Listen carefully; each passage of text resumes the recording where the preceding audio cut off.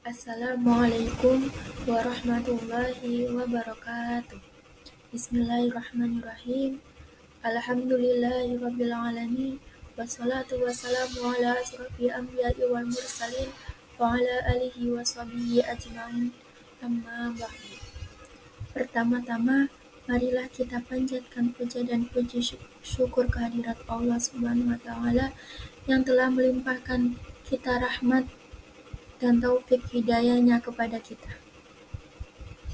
Perkenalkan, nama saya Amelia Putri Dwi Astuti dari kelas PAI 3B. Saya di sini akan membahas tentang akhlak terpuji dan akhlak tercela. Di sini ada materi yang nanti saya akan sampaikan. Yang pertama, pengertian akhlak. Yang kedua, pengertian akhlak terpuji. Yang ketiga, contoh akhlak terpuji. Yang keempat, pengertian akhlak tercela. Yang kelima, contoh akhlak tercela. Yang keenam, manfaat akhlak terpuji. Apa itu akhlak? Akhlak menurut bahasa dari kata khuluq yang berarti tingkah laku, tabiat, atau perangai. Akhlak menurut istilah tingkah laku seseorang yang didorong oleh suatu keinginan secara sadar untuk melakukan suatu perbuatan yang baik. Jadi, akhlak menurut istilah tingkah laku seseorang yang dilakukan secara berulang-ulang untuk melakukan perbuatan yang baik. Akhlak menurut Al-Ghazali adalah sesuatu yang menetap dalam jiwa dan muncul dalam perbuatan dengan mudah tanpa memerlukan pemikiran terlebih dahulu. Jadi, akhlak menurut Al-Ghazali adalah kondisi jiwa yang mendorong seseorang untuk melakukan suatu tindakan secara spontan. Akhlak dibagi menjadi dua. Yang pertama, akhlak terpuji atau mahmudah. Yang kedua, akhlak tercela atau mazmumah. Yang pertama, akhlak terpuji atau mahmudah.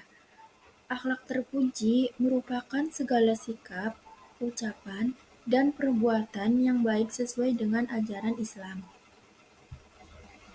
Jadi, mengapa kita harus berperilaku terpuji? Karena perilaku terpuji adalah perbuatan yang dapat memberikan dampak yang positif untuk orang lain, sehingga patut dicontoh dan diamalkan pada keseharian kita. Di sini ada 3 contoh akhlak terpuji. Yang pertama, menghormati kedua orang tua. Contoh menghormati kedua orang tua. Yang pertama, memperlakukan orang tua dengan sopan. Yang kedua, mematuhi perintah orang tua. Yang ketiga, membantu pekerjaan orang tua. Mengapa kita harus menghormati kedua orang tua? Karenalah mereka yang membesarkan kita, merawat kita dengan tulus, karena mereka satu-satunya di dunia yang berbuat baik kepada kita. Yang kedua, bersikap dan berkata jujur kepada siapapun. Contoh bersikap dan berkata jujur kepada siapapun. Yang pertama, tidak menyebarkan rumor tidak jelas. Rumor adalah suatu hal yang kebenarannya belum terbukti. Menyebarkan informasi yang sumber dan kenyataannya belum diketahui adalah suatu tindakan yang melawan nilai kejujuran. Maka dari itu, bila mendapat suatu informasi, pertama-tama cari tahu dulu kebenarannya. Yang kedua, mengembalikan yang bukan hak. Salah satu perilaku jujur yang patut dilakukan dan diperhatikan adalah mengembalikan sesuatu yang bukan hak. Misalnya, ketika kita menemukan dompet di jalan, sebaiknya kita langsung menghubungi orang yang bersangkutan dan mengembalikan dompet tersebut. Yang ketiga, tidak mencuri barang milik orang lain. Salah satu perilaku jujur yang patut untuk dilakukan di aktivitas keseharian adalah tidak mencuri barang milik orang lain. Yang keempat, mengakui kesalahan. Mengakui kesalahan adalah salah satu perilaku yang jujur. Mengapa kita harus bersikap dan berkata jujur kepada siapapun? Dalam bahasa Arab, jujur itu sidik. Sidik itu merupakan salah satu perilaku atau sifat terpuji yang dimiliki oleh Rasulullah SAW. Dalam kehidupan sehari-hari, seseorang harus memiliki sikap yang jujur. Kejujuran juga dapat membuat kita memperoleh kesuksesan. Yang ketiga, saling menghargai pendapat meskipun berbeda-beda. Kita harus saling menghargai sesama manusia, meskipun berbeda adat, berbeda budaya, berbeda agama, dan perbedaan lainnya. Yang kedua, akhlak tercela atau mazmumah. Akhlak tercela merupakan sikap tingkah laku yang buruk terhadap Allah, sesama manusia, dan makhluk serta lingkungan. Mengapa kita tidak boleh berperilaku tercela? Karena perilaku ini tidak sesuai dengan ajaran agama Islam dan dapat merusak hubungan antara sesama manusia. Di sini ada 3 contoh akhlak tercela.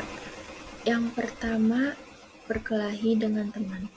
Sebagai seorang muslim, kita tidak boleh berkelahi dengan teman, adik kita, kakak kita, ataupun dengan yang lainnya. Karena itu bisa memutuskan tali silaturahmi, dapat mengurangi kerukunan antar siswa, atau tidak disenangi teman, atau dapat saling melukai sehingga merugikan diri sendiri. Yang kedua, membuli teman atau membicarakan keburukannya. Contohnya, mengejek-ejek teman ketika nilainya tidak bagus, terus menyebutkan teman dengan julukan yang tidak baik. Yang ketiga, memanggil anak dengan nama orang tuanya. Itu tidak boleh. Kita tidak boleh membuli teman atau membicarakan keburukannya. Kita dianjurkan untuk mengembangkan akhlak yang baik dan menjauhi perilaku yang merugikan. Yang ketiga, berkata kotor dan berkata kasar. Sebagai anak muslim, sudah seharusnya kita berkata benar dan berkata baik. Berkata kotor bisa menimbulkan kemarahan hingga dendam dari orang yang kamu kata-katai secara kasar. Berkata kotor juga tidak baik untuk diri sendiri, karena kata-kata buruk mengandung energi yang negatif. Di sini ada 3 manfaat akhlak terpuji. Yang pertama, dicintai oleh Nabi Muhammad SAW. Nabi Muhammad SAW selalu mengajarkan kepada umatnya untuk memiliki akhlak terpuji. Di dalam sebuah hadis mengatakan bahwa seorang muslim yang berperilaku terpuji akan dekat dengan Nabi Muhammad SAW. Yang kedua, memperoleh kedudukan tertinggi saat di akhirat. Seorang muslim dengan akhlak terpujinya membuat dirinya bisa memperoleh kedudukan tertinggi saat di akhirat. Hal ini seperti yang diungkap. Yang ketiga, berat timbangan akhlak baik. Akhlak terpuji akan mempengaruhi timbangan saat hari kiamat nanti. Dengan akhlak terpuji, seorang muslim dapat diselamatkan oleh Allah Subhanahu wa Ta'ala. Cukup sekian dari saya. Apabila ada kesalahan, mohon maaf sebesar-besarnya. Wabillahi taufiq wal hidayah. Wassalamualaikum warahmatullahi wabarakatuh.